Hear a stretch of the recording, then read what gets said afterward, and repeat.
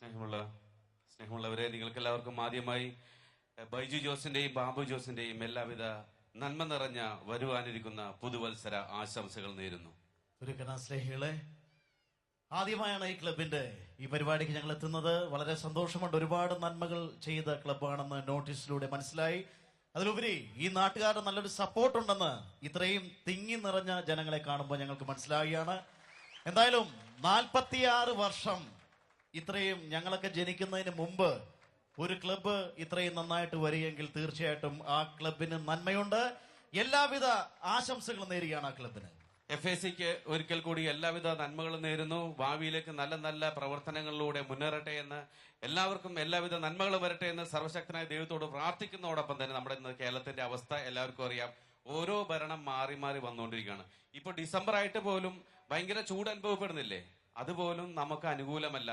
കാരണം ഒരു മഴ പെയ്യാൻ, കഴിഞ്ഞ ദിവസം ഒരു മഴ പെയ്യാൻ ചെറുതായിട്ട് ഇങ്ങോട്ട് വന്നു നോക്കിയപ്പോൾ ഇവിടെ കംപ്ലീറ്റ് ബംഗാളികളാ. സ്ഥലം മാറി മഴ നേരെ അപ്പുറത്ത് പോയി ബംഗാളി പോയി പെയ്തു. അതുവരെ നമുക്ക് അനുകൂലമല്ലാതായി തിരിക്കുകയാണ്. ഓക്കെ, അപ്പൊ അങ്ങനെയാണ് നമ്മുടെ കേരളത്തിന്റെ അവസ്ഥ പോയിക്കൊണ്ടിരിക്കുന്നത്. ബൈജു, എളുപ്പമാർഗത്തിൽ ആ കേരളത്തിന്റെ അവസ്ഥയെ കുറിച്ച് പറയാൻ എന്തെങ്കിലും? ഞാൻ കേരളത്തിന്റെ അവസ്ഥയെ കുറിച്ച് ഞാൻ കൂടുതൽ പറയുന്നില്ല. ഞാൻ 2 വരി പാടാം. അതായിരിക്കും നല്ലത്. ഒരു പാട്ടിലൂടെ കേൾക്കുമ്പോൾ എന്തായാലും എല്ലാവർക്കും ആസ്വദിക്കുകയും ചെയ്യാം, ആ അവസ്ഥ ക്ലിയർ ആയിട്ട് മനസ്സിലാവുകയും ചെയ്യും. ഓക്കെ.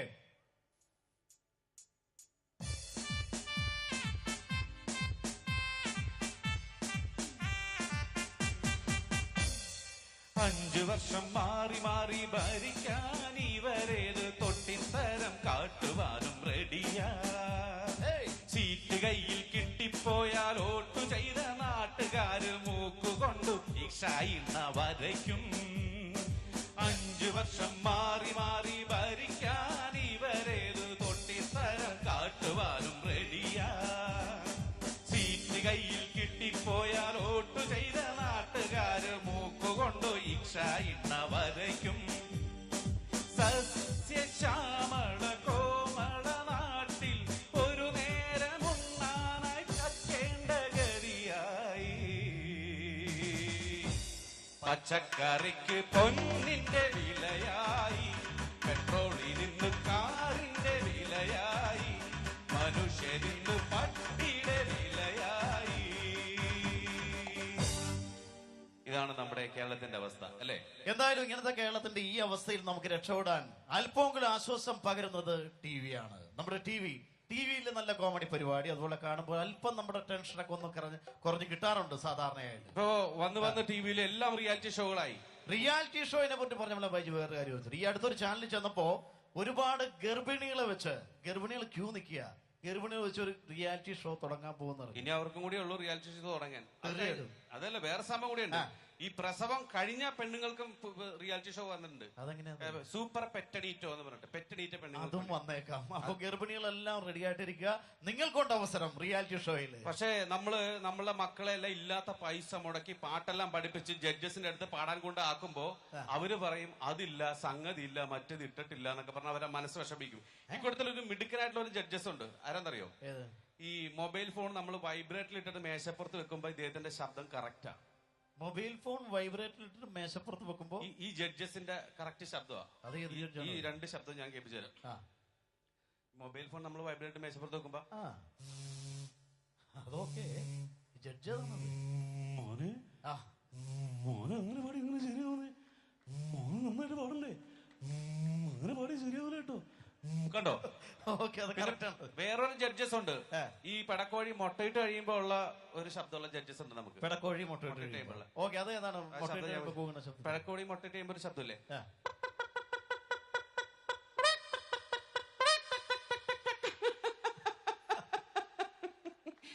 എല്ലാരും ഉണ്ടല്ലോ അല്ലേ? അണ്ണാച്ചി, ഒരു 10,000 രൂപയുടെ ഒരു പാട്ടൊക്കെ പാടിയാലോ?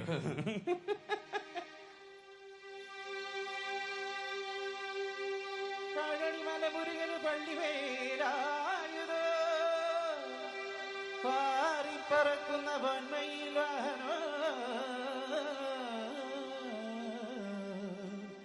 മാർഗഴി തിങ്കളോ ജ്ഞാനപ്പഴമോ,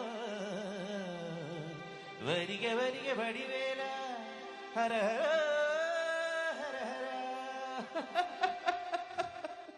മുട്ടയിട്ട് കഴിഞ്ഞു. പക്ഷെ വേറെ കാര്യമുണ്ട്, ആ. ഇങ്ങനെയുള്ള ജഡ്ജസ് കുറ്റവും കുറവും പറഞ്ഞിട്ടാണ് നമ്മൾ ഇതുപോലെ ഒരുപാട് പിന്നണികാർ ഇവിടെ ഉണ്ടാവുന്നത്. പിന്നണിക്കാനെ വലിയ സംഭവം എനിക്ക് ഫീൽ ചെയ്തിട്ടില്ല. എന്തുകൊണ്ട്? കാര്യം ചുമ്മാ വായിൽ വിരലിട്ടോണ്ടിരിക്കുന്ന ആളുകളൊക്കെ ഇന്ന് മലയാള സിനിമയിൽ വലിയ പിന്നണി ഗായകരാ. ചുമ്മാ വായിൽ വേർലിട്ടുകൊണ്ടിരിക്കുന്നവര് ജാസി ഗിഫ്റ്റ്. ജാസി ഗിഫ്റ്റ് ആ വായിൽ വിരലിട്ടുകൊണ്ടിരിക്കും. ഈ രണ്ട് പേരിലും കൊണ്ട് ഞാൻ ജാസി ഗിഫ്റ്റിന്റെ ശബ്ദം കാണിച്ചു തരാം. എങ്ങനെ? ഓക്കെ, ജാസി ഗിഫ്റ്റിന്റെ ശബ്ദത്തിൽ ഞാൻ ഈ രണ്ട് പേരിൽ വെച്ച് പഠിക്കാൻ തരാം. Okay okay.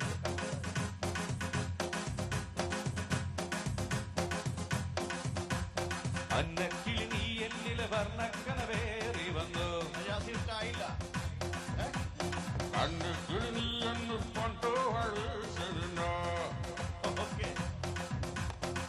അന്തിക്കടവത്തെ അമ്പിളി കൊമ്പിൽ പന്നിക്കുയിലാണി പാറ്. തുള്ളിത്തിരതല്ലും തുള്ളാരക്കാറ്റിൽ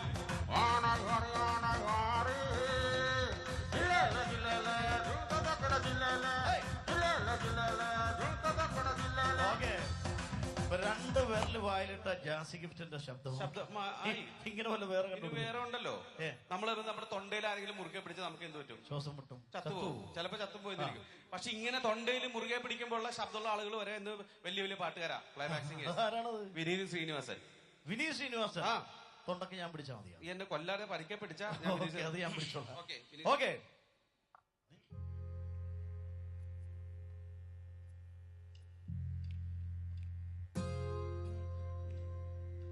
മിന്നലഴകെ മിന്നുമഴകെ നിലാമഴയിൽ നീണ്ടുമഴകെ മെല്ലെ മെല്ലെ നീ എന്നരികിലൊന്നണയാമോ. മിന്നലഴകെ മിന്നുമഴകെ നിലാമഴയിൽ നീണ്ടുമഴകെ മെല്ലെ മെല്ലെ നീ എന്നരികിലൊന്നണയാമോ.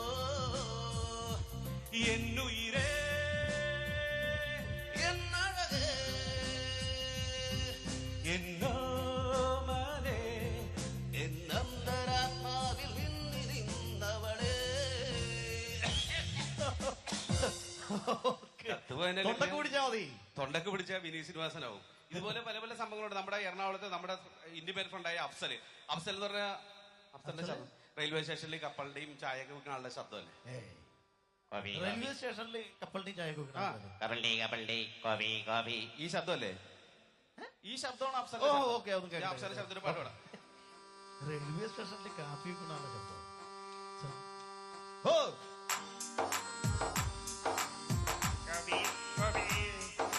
സാഹിറ സാഹിറ നീ ഒളിച്ചു നിൽക്കണതെന്താണ്? സാഹിറ സാഹിറ നീ നാടിക്കണതെന്താണ്? കൊലുസിന്ന് കൊലിസണതെന്റെ കരിവള കൊഞ്ചി കിളിങ്ങണതെന്റെ കൊലുസിന്ന് കൊലിസണതെന്റെ കൊഞ്ചടി മുത്തേ സാഹിറ.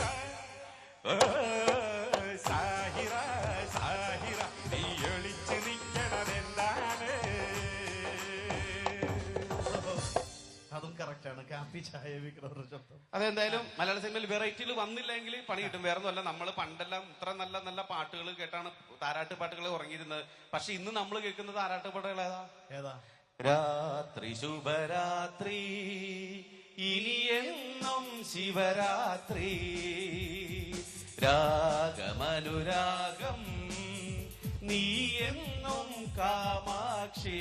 ആ ഒരു അവസ്ഥ ഉണ്ടാവാതിരിക്കാനായിട്ട് നമ്മളെല്ലാവരും ശ്രദ്ധിക്കണം. മലയാള സിനിമാക്കാരടക്കം ഞാൻ ബാബു, ഇന്ന് നമ്മുടെ മോഹൻലാൽ വരെ പിടിച്ചു നിൽക്കാൻ ഉപയോഗിക്കുന്നത് വെറും ചായപ്പൊടിയാണ്.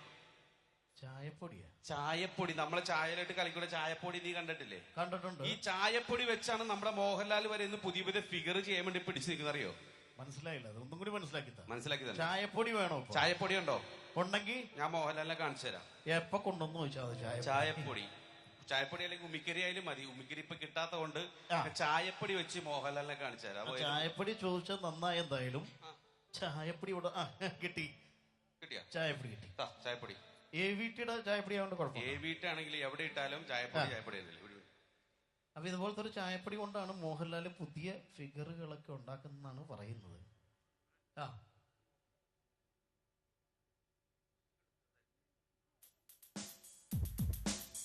ഓക്കെ. കഷ്ടി അത് ഒരു 12 രൂപയുടെ ചായപ്പൊടി ആയിരുന്നു. അതിൽ നിന്ന് ഒരു 3 രൂപയുടെ ചായപ്പൊടി ചെലവായിട്ടുണ്ട്. പിന്നെ ഇതിപ്പോ ഏത് ഫിഗറാണ് ഈ മോഹൻലാൽ ഈ 3 രൂപയുടെ ചായപ്പൊടി വെച്ചുണ്ടാക്കിയെന്ന് എനിക്ക് മനസ്സിലാവുന്നില്ല. Okay,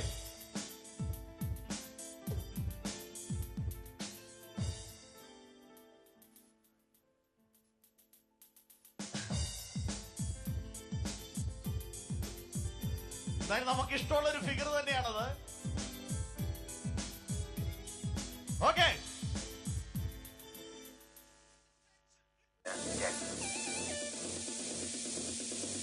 Attention please, this is not the second part of 20th century. This is കേവലം 3 രൂപയുടെ ചായപ്പൊടി വെച്ച് ഒരടിപൊളി മോഹൻലാലിന്റെ figure. coming right up to you, Sagar, Elias, Jackie, reloaded. Okay, അത് ഓക്കെ ആയിട്ടുണ്ട് ബൈജു. നിസ്സാരം ചായപ്പൊടി വെച്ച് മോഹൻലാലിനെ കാണിച്ചു. പക്ഷെ വേറൊരു കാര്യമുണ്ട്, ഈ മോഹൻലാൽ എന്ന് പറഞ്ഞ വ്യക്തിയെ ഈ കൊമ്പമീശ പിരിച്ചു വെച്ച് വരുന്ന ഫിഗറിനേക്കാൾ ജനങ്ങൾക്ക് ഇഷ്ടം നമ്മളുടെ മനസ്സിൽ ഒരു പഴയൊരു മോഹൻലാൽ. ആ മോഹൻലാൽ മോഹൻലാൽ എത്ര മീശ പിരിച്ചു വന്നാലും നമുക്കിഷ്ടം അതാണ്, ഒരു പഴയ മോഹൻലാൽ. ആ മോഹൻലാൽ ആ മീശയൊന്നും പിരിക്കാതെ ആ ഒരു ഫ്ലെക്സിബിൾ ആയിട്ട് വരുന്ന ആ ഒരു മോഹൻലാൽ. മിനിറ്റ്, ആ മോഹൻലാലിനെ ഇപ്പൊ കാണിച്ചു തരാം. അത് ഏത് മോഹൻലാലാണെന്ന് അറിയാമോ? അതെ, ആ മോഹൻലാൽ, അതാണ് ഈ മോഹൻലാൽ. ഹേയ്! ഹോയ്! ഹേയ്!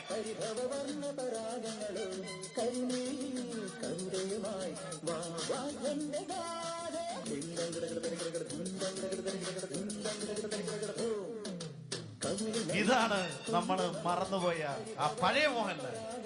എന്തായാലും മലയാള സിനിമാ താരങ്ങളെ നിങ്ങളുടെ മനസ്സിൽ വെച്ച് ആരാധിക്കുന്ന പോലെ ഞങ്ങളെയും നിങ്ങൾ വളർത്താൻ വേണ്ടി പ്രാർത്ഥിക്കണം, ഞങ്ങളെ അനുഗ്രഹിക്കണം. വീണ്ടും സ്കിറ്റുകളുമായിട്ട് നമുക്ക് വീണ്ടും കാണാം. Thank you very much.